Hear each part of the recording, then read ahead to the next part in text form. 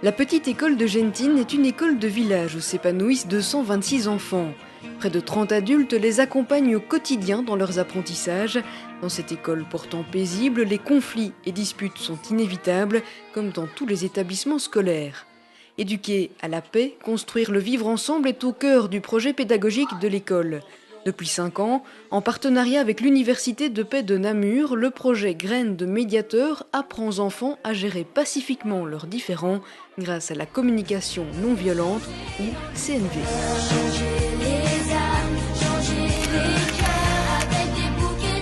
Les enseignants étaient demandeurs de pouvoir travailler une approche de la CNV qui allait pouvoir aller encore plus loin que Graines de médiateurs dans l'appropriation et l'appropriation au niveau de toute l'équipe enseignante.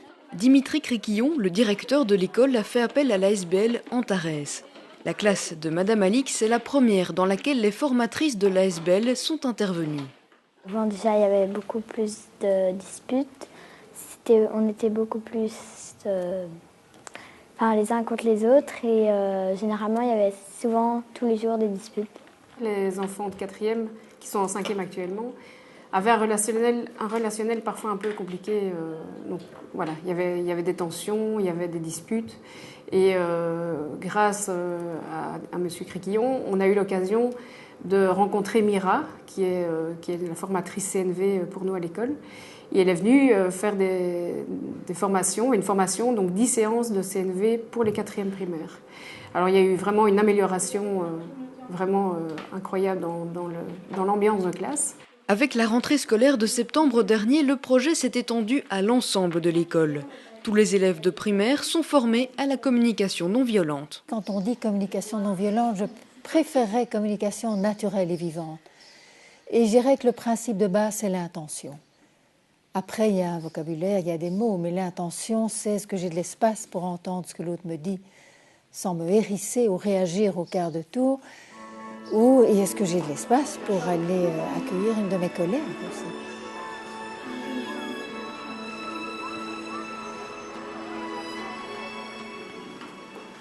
Mardi 10 janvier 2017, Madame Mira intervient pour la 4e fois dans la classe de Madame Michel. Chacun à leur tour, ces élèves de 3e primaire partagent avec les autres quelque chose qui les touche. La joie d'avoir moins de disputes dans l'école, la fierté d'un match gagné, la tristesse suite à la perte d'un proche. Ils sont ensuite confrontés à différentes situations de conflit. 2 marionnettes symbolisent 2 manières d'y répondre. D'un côté, la girafe et de l'autre, le chacal. Et la girafe, on pourrait dire que c'est la partie de nous quand on est dans cette ouverture, dans cette relation de bienveillance. On a juste envie de prendre la température de l'autre et puis de savoir que l'autre va avoir un petit moment pour pouvoir nous dire « Comment ça va, toi ?» Et puis, est-ce qu'il y a quelque chose que je peux faire pour te rendre la vie plus belle ? Et toi, est-ce qu'il y a quelque chose que tu peux faire pour me rendre la vie plus belle ? Donc, elle est très simple, en fait.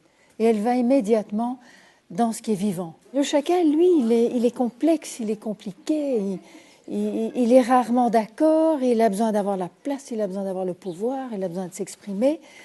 Donc, forcément, qu'est-ce qui va se passer à l'intérieur de nous ?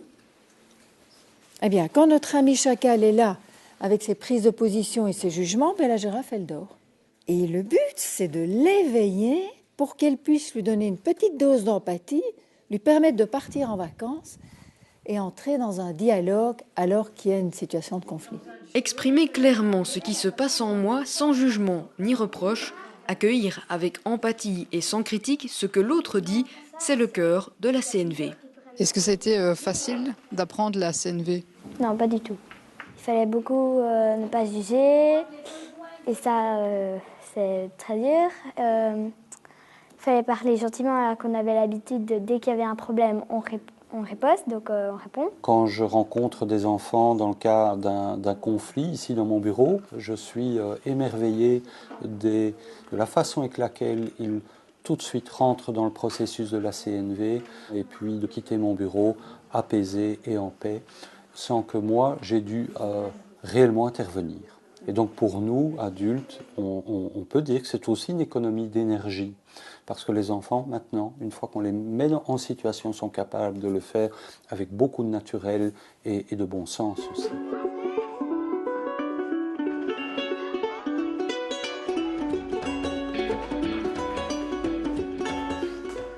Si les enfants réveillent assez vite la girafe qui sommeille en eux, la tâche s'avère souvent plus ardue chez les adultes qui découvrent eux aussi la CNV. Ils sont donc également régulièrement coachés. Au début, c'est un peu une gymnastique. C'est un peu une gymnastique de vocabulaire. Il faut un peu réfléchir parce qu'il y a les besoins, c'est un besoin de plus verbe à l'infinitif, donc c'est pas un besoin que.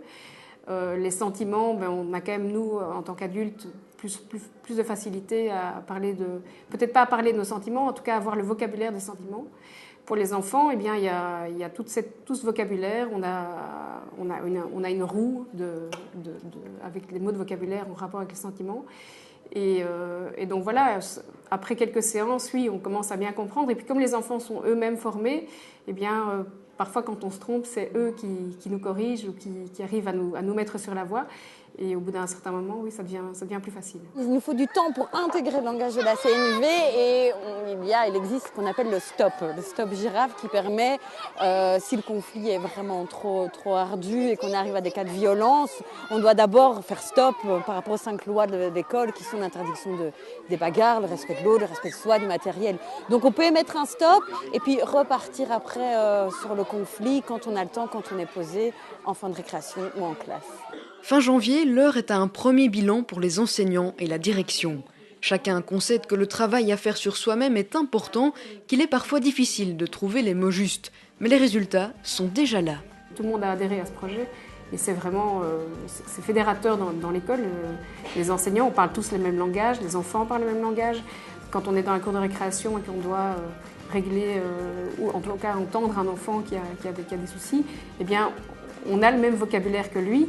Et que ce soit les gens de l'extrascolaire, que ce soit nous, et entre nous aussi. Et moi, personnellement, à la maison aussi, avec mes enfants. Donc c'est une autre manière de voir, de parler et de penser. La force du projet est en effet de toucher tout le monde, en ce et y compris les familles. Est-ce que la communication non violente, maintenant, tu essayes de l'appliquer aussi à la maison? Est-ce que tu as appris à tes parents ce qu'il faut faire? Oui, un peu. Avec mon frère, déjà, c'est beaucoup plus facile. Avec mes parents, voilà. Un mercredi soir de février, une quinzaine de parents ont répondu présents pour une deuxième rencontre avec la responsable d'Antares.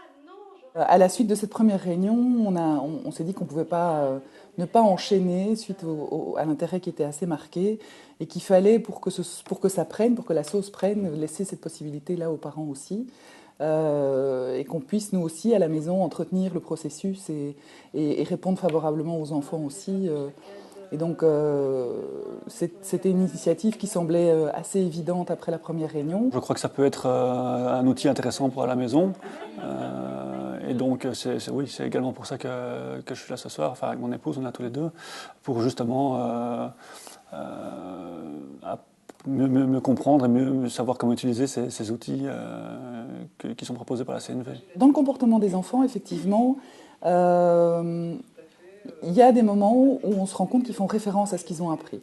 Le fait de pouvoir parler en chacal ou de pouvoir parler en girafe, ce sont des choses qui reviennent. Ou bien, je ne suis plus sûre du terme, mais c'est la pompe d'énergie, souffler pour contrôler l'émotion qui arrive. C'est des choses qui commencent à venir dans leur vocabulaire et dans la gestion de leurs émotions, même à la maison. L'engouement des parents pour le projet de communication non violente est bien réel. Eux aussi veulent l'appliquer à la maison, sauf que ce n'est pas toujours simple. Plusieurs enfants à gérer en même temps, une journée de boulot épuisante derrière eux, et il est parfois trop tard lorsque les parents pensent à réveiller leur girafe. Oui, mais il y a une souplesse quand même dans la CNV, parce qu'à la réunion des parents, on a vu que les parents se régalaient d'être chacal, en fait, ou chacal arrangeur, donc on va laisser jouer le jeu.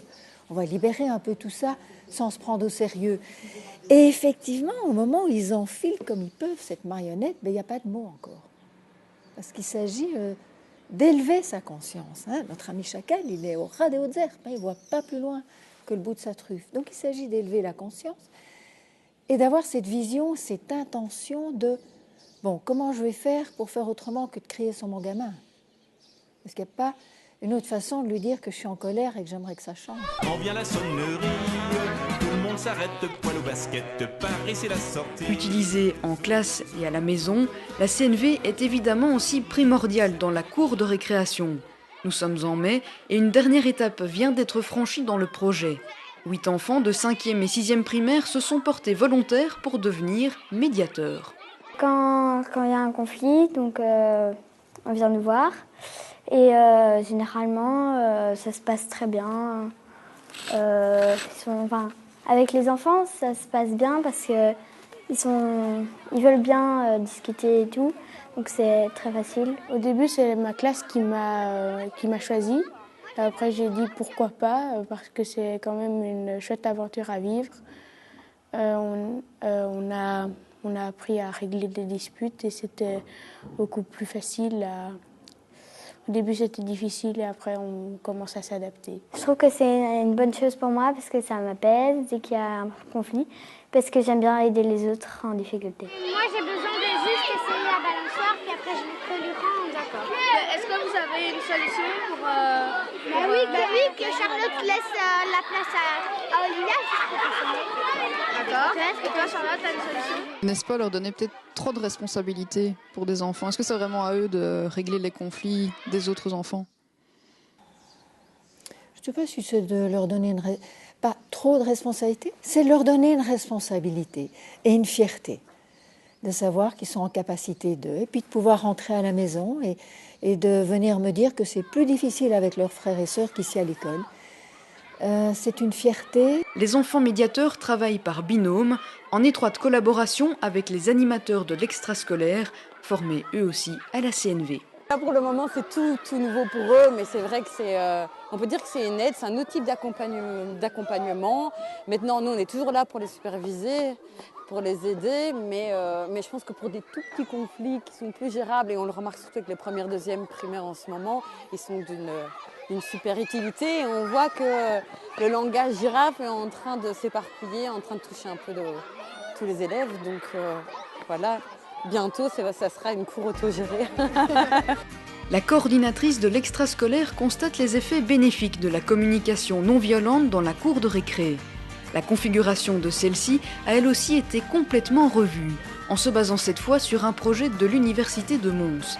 Depuis quelques mois, l'espace est divisé en plusieurs zones, une zone réservée au jeu calme, une autre au foot, une troisième au jeu dynamique, sans oublier le terrain d'aventure que constitue le jardin de l'école.